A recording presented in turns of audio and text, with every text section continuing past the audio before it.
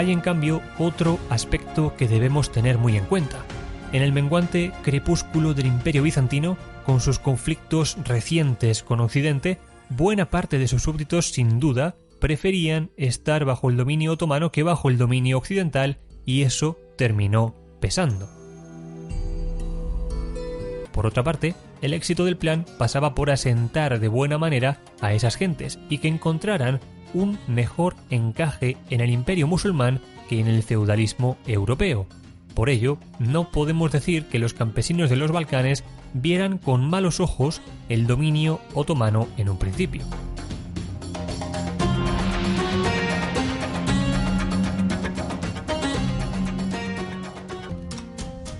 Podemos convenir que el foco principal del dominio otomano y turco en los siguientes siglos será Anatolia, Asia Menor.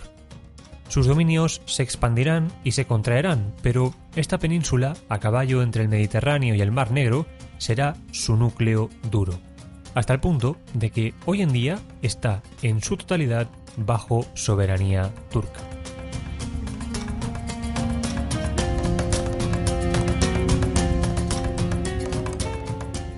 Anatolia era un crisol de pueblos y reinos en tiempos de la Cuarta Cruzada, circunstancia que se hizo aún más notable tras la llegada de las hordas de Gengis Khan, que cayó sobre el mundo islámico como un martillo y provocó que miles de refugiados de diversísima procedencia étnica terminaran en Asia Menor.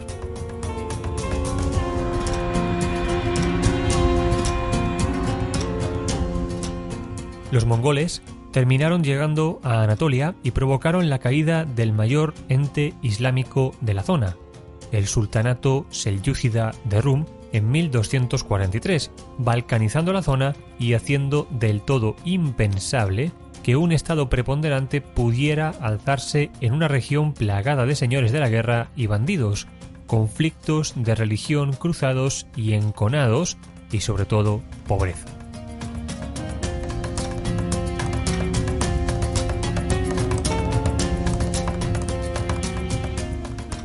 En ese caldo de cultivo surgieron los otomanos. Como bien sabemos, los turcos eran habitantes nómadas de las estepas de Asia Central que habían sido convertidos al Islam hacía mucho tiempo y que paulatinamente habían ofrecido cada vez más servicios militares a las entidades islámicas más importantes de cada época. Pero los turcos eran un grupo muy grande, diverso y que comprendía diferentes pueblos que compartían un mismo origen.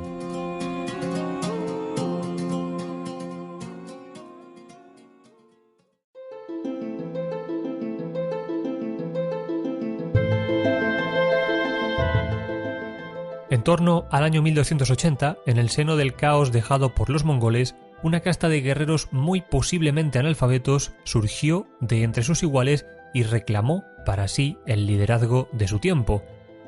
Este pueblo había llegado a Asia Menor desde Asia Central bajo el mando de su líder Ertugrul, que a su muerte dejó el poder en manos de su hijo Osmán I.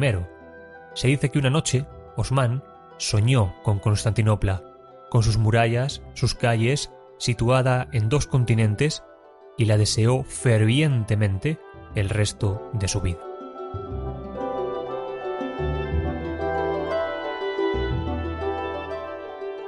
Osmán ostentó el título de Bey en la ciudad de Sogut, fronteriza con Bizancio, y rápidamente dirigió su vida y esfuerzos a la consecución de aquel sueño. Por una parte, consiguió capitalizar el valor y la entrega militar de diferentes pueblos turcomanos, irguiéndose como su líder y desligándose del yugo selyúcida, y por otra parte, supo enarbolar la bandera del Islam suní, primero, por verdadera creencia, y segundo, por la clara conveniencia, pues era el nexo común de la práctica totalidad de los habitantes de Anatolia, a excepción del imperio de Trebisonda y, por supuesto, de Bizancio. Con esa bandera, y convertido en un gazí, en un guerrero de la fe, podría capitalizar los esfuerzos bélicos contra los cristianos y ampliar los dominios del Islam y los propios. Un plan perfecto.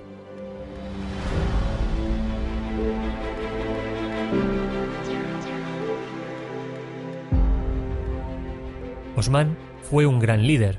Buen militar, sagaz y astuto, su linaje gobernó los destinos del imperio desde él hasta que Mehmed VI fue depuesto en 1922, es decir, más de 600 años. Su primer hecho de armas importante fue la victoria sobre los bizantinos en la batalla de Bafea, librada el 27 de julio del año 1302 entre Nicomedia y Nicea, aprovechando la deserción en masa de los mercenarios alanos del imperio.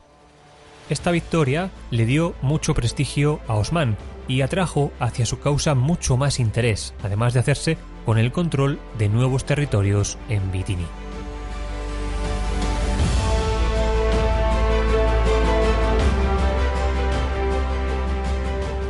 Su primer objetivo importante fue la toma de la ciudad de Bursa. Osmán controlaba las inmediaciones, pero carecía de la tecnología de asedio necesaria para asaltar la plaza. Por ello, la sometió a un cruento bloqueo de 7 años, tras los cuales la ciudad se rindió apenas unos meses después de la muerte del propio Osmán en 1326.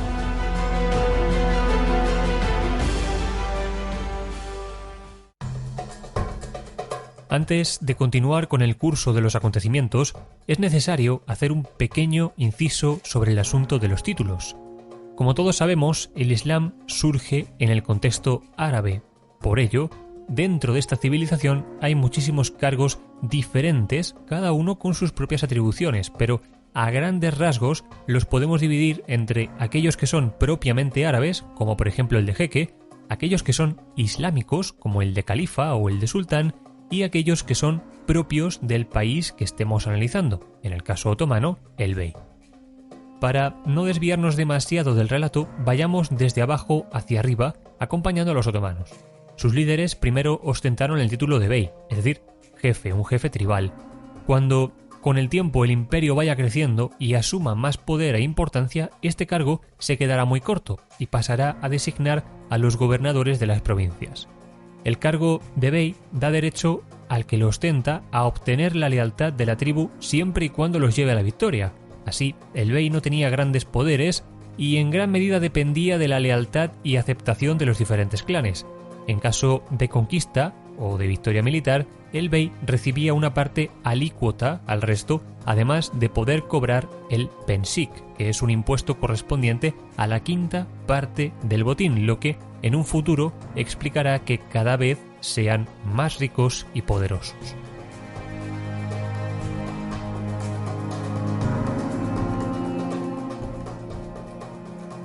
Este sistema fue útil y operativo mientras las zonas de conflicto no distaban mucho de las zonas donde efectivamente se instalaban los diferentes clanes, pero con la expansión del dominio otomano, las viejas estructuras políticas se mostraron ineficientes y hubo que establecer reformas prácticamente sobre la marcha.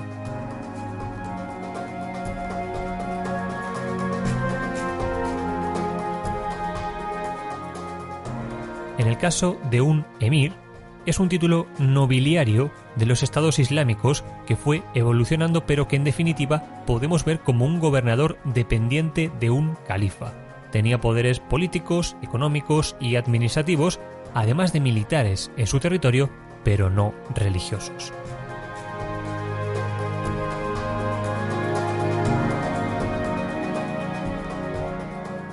Un sultán, a su vez, es un rango más elevado que podríamos equiparar a un rey, si bien la traducción literal del rey sería Malik. El califa, en cambio, es un cargo mucho más elevado. De hecho, es el de más alto rango dentro de la civilización islámica. Básicamente es el director de la comunidad islámica en su conjunto y, por tanto, el sucesor de Mahoma. Y en ese sentido, podríamos equipararlo al Papa para los católicos. Tradicionalmente se equiparó al califa con un emperador, pero ambos cargos son bastante diferentes. Durante la historia del Islam hubo varios califatos, el ortodoxo, el omeya, el abasí. La práctica totalidad de ellos fueron suníes, pero no todos. El sultán otomano Selim I obtuvo el título de califa en 1527, cargo que se mantuvo en sus dirigentes hasta 1926.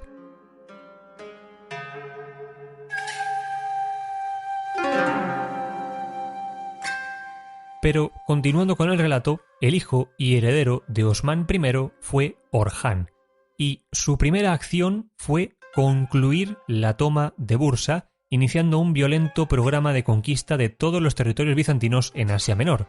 Bursa fue la primera, pero Nicea sucumbió en 1331, siendo rebautizada como Izmir y posteriormente Iznik.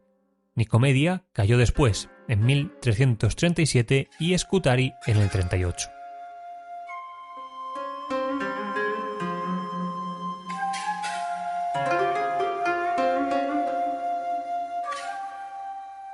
Este avance tan rápido y estas victorias tan aplastantes pueden sorprendernos.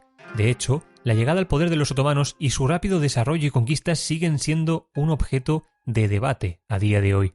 ¿Cómo podemos explicarlo?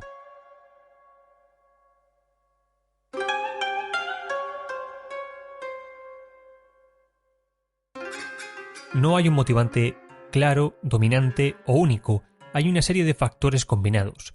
Por ejemplo, la creación de un ejército regular, nutrido con miles de jinetes nómadas y fanáticos religiosos que deambulaban por los caminos de Asia Menor.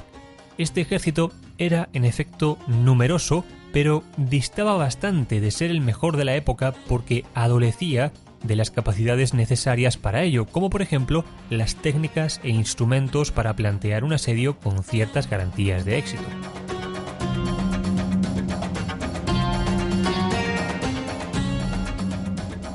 Otro aspecto importante es el impositivo.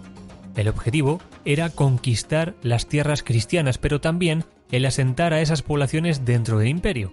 En ocasiones pensamos que el objetivo del Islam en esta época era convertir a todo el mundo, pero creo que debemos dar otra vuelta de rosca a este concepto.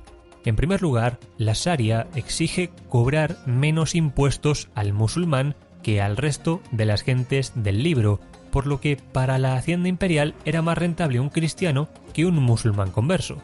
Por otra parte, el éxito del plan pasaba por asentar de buena manera a esas gentes y que encontraran un mejor encaje en el imperio musulmán que en el feudalismo europeo. Por ello, no podemos decir que los campesinos de los Balcanes vieran con malos ojos el dominio otomano en un principio.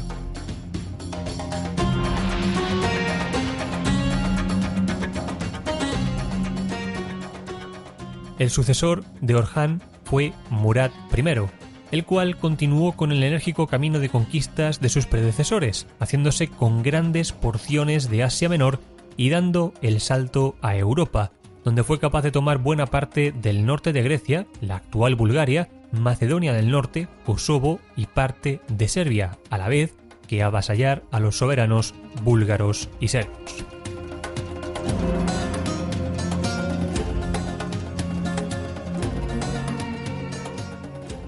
En el curso de estas conquistas tomaron, por ejemplo, a Adrianópolis en el 1362, convirtiéndola en Edirne, que a partir de ese momento sería su capital y que, sí, está situada en Europa.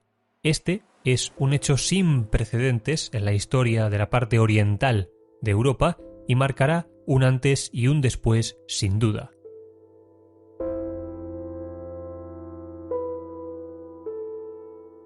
Como sin duda estaréis pensando, esta expansión se hizo alrededor de Constantinopla, como una banda de hambrientos tiburones que nada en círculos alrededor de un naufragio. Los otomanos habían rodeado la manzana roja, Constantinopla, y no descansarían hasta tomarla.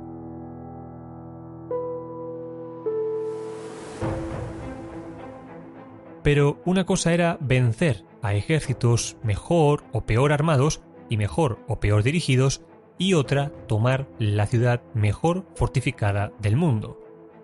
Los ejércitos turcos eran numerosos, y su núcleo duro, los otomanos propiamente dichos, eran excelentes soldados, tal y como atestiguan fuentes de sus propios enemigos. A estas alturas de los acontecimientos, en Occidente se rumiaba otra cruzada. Por ello, el rey de Borgoña, Felipe el Bueno, envió a uno de sus espías, Bertrandón de la Brocquier, a observar al enemigo otomano, y sus conclusiones fueron como poco desalentadoras. Afirmaba que eran austeros, rudos, valientes y disciplinados en grado sumo. un buen ejército, vaya, uno mejor, en definitiva, que las bandas de salteadores de camino que abundaban en el feudalismo europeo.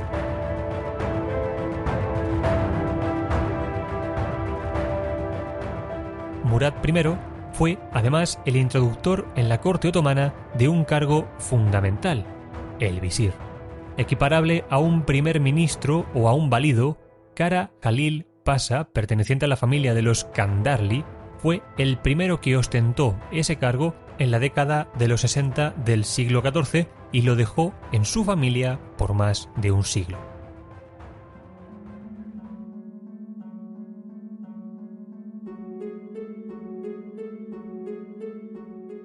A este desarrollo militar, Murad I añadió la creación de una de las unidades militares más célebres del imperio y una de las más temidas de su tiempo, los genízaros. A finales del siglo XIV se comenzó a capturar levas de jóvenes cristianos, niños en muchos casos, procedentes de los Balcanes, que eran llevados a la capital y convertidos al Islam. Estos niños aprendían turco en el seno de familias muy selectas y entraban a formar parte de la Devşirme, un sistema de formación especialmente diseñado para ellos, y no volvían a ver a sus familias, siendo desde ese momento fieles única y exclusivamente al sultán.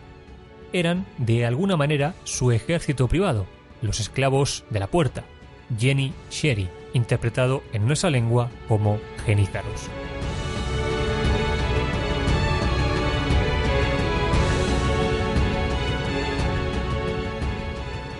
Bien, ¿y por qué reclutar jóvenes no otomanos? ¿No hubiera sido más sencillo captar gentes ya islámicas? Recordemos que los propios turcos habían sido reclutados para el Islam cuando eran nómadas, pueblos fronterizos de la religión mahometana, y pusieron en funcionamiento el mismo sistema. Pero estos genízaros, además, tenían una característica, entre comillas, perversa y genial a partes iguales.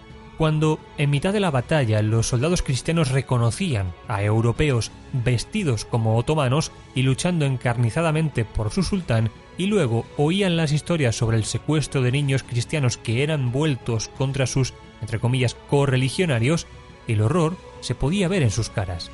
Era un golpe psicológico.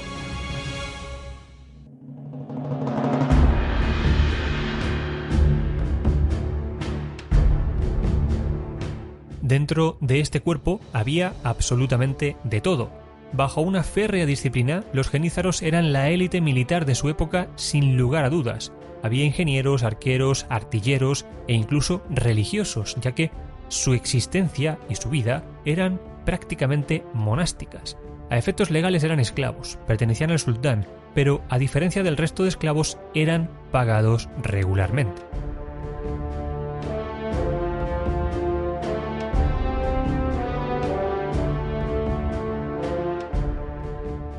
Este fue posiblemente el inicio de lo que durante tantos años en Europa se conoció como el turco, ese enemigo antagónico y poderosísimo, capaz de movilizar enormes ejércitos y contra el que los reinos europeos debían aliarse si no querían desaparecer por el sumidero de la historia. Huelga decir que los otomanos jamás aceptaron ese nombre y prefirieron otros más sutiles y más en línea con su religión y procedencia nómada.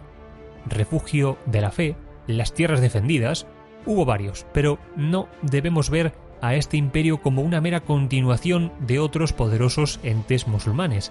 Eran muy diferentes, para empezar en el idioma, pero también en que mantenían muchas de sus costumbres originales. Compartían con Oriente Medio el Islam, pero su ceremonial era marcadamente persa y su administración, corte e impuestos tenían grandes influencias bizantinas. Se parecían, en definitiva, a su tierra, diversa, grande, poderosa, y aprovechaban todas las circunstancias favorables de su tiempo en su favor y las dirigían a su objetivo último, aquel que ningún imperio musulmán anterior había logrado: tomar Constantinopla.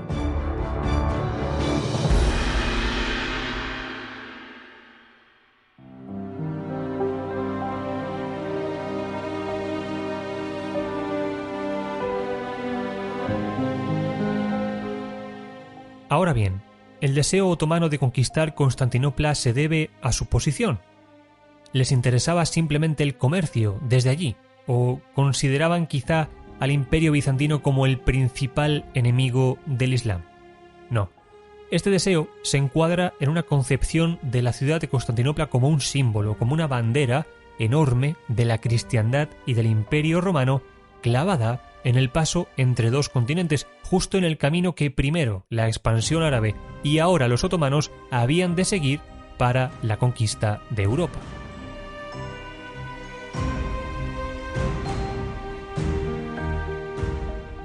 Los intentos musulmanes de tomar la ciudad no eran nada nuevo. Habían sido un objetivo de sus élites desde hacía nada menos que 800 años, como ya contamos, y siempre habían terminado fracasando por la magnífica situación y defensas, tanto naturales como artificiales, de la ciudad.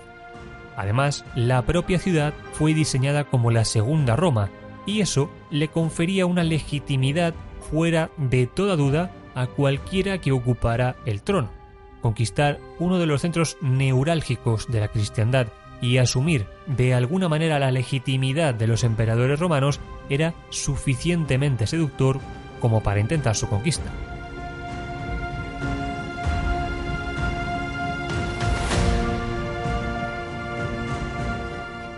Hay en cambio otro aspecto que debemos tener muy en cuenta.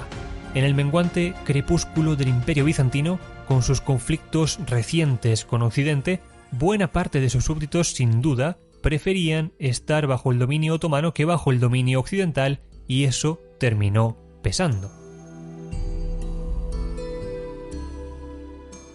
Además, ningún soberano otomano, cualquiera que fuese su cargo, podía plantearse una conquista de Europa dejando en su retaguardia Constantinopla, por lo que la primera e inexcusable parte de ese plan era tomar la ciudad.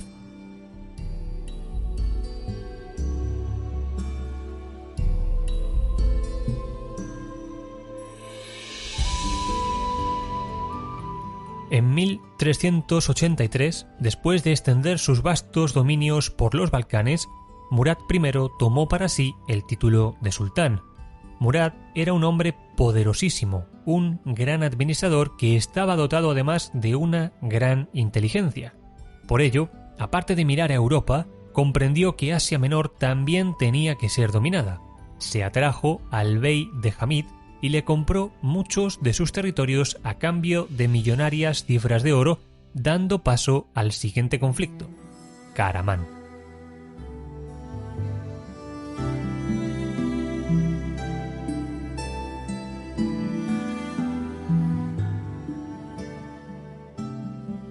Los caramánidas ocupaban el sudeste de Asia Menor y ahora hacían frontera con los otomanos. Eran también un pueblo turco muy belicoso que sabía que la guerra era inevitable, por lo que en 1386, aprovechando que las fuerzas otomanas se encontraban en Europa en gran medida, invadieron el territorio otomano tomando la fortaleza de Beyesir.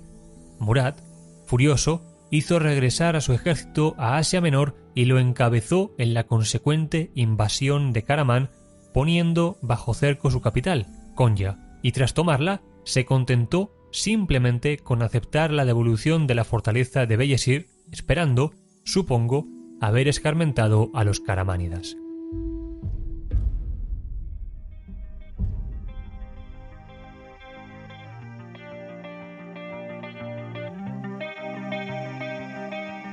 En 1389, Murad I se propuso acabar con la belicosa resistencia serbia en los Balcanes, liderada por Lazar Rebeljanovich y Vuk Branković. Serbios y otomanos se midieron finalmente el 28 de junio de aquel año de 1389. El resultado es seriamente indeciso, ya que hubo grandes pérdidas para ambos bandos. Lazar Rebeljanovich murió en el transcurso de la batalla y Murad I fue asesinado posteriormente. Existen varias versiones en cuanto a su asesinato, pero todas coinciden en que fue un asesinato que no se produjo en la batalla y que fue obra de varios serbios que fingieron ser renegados.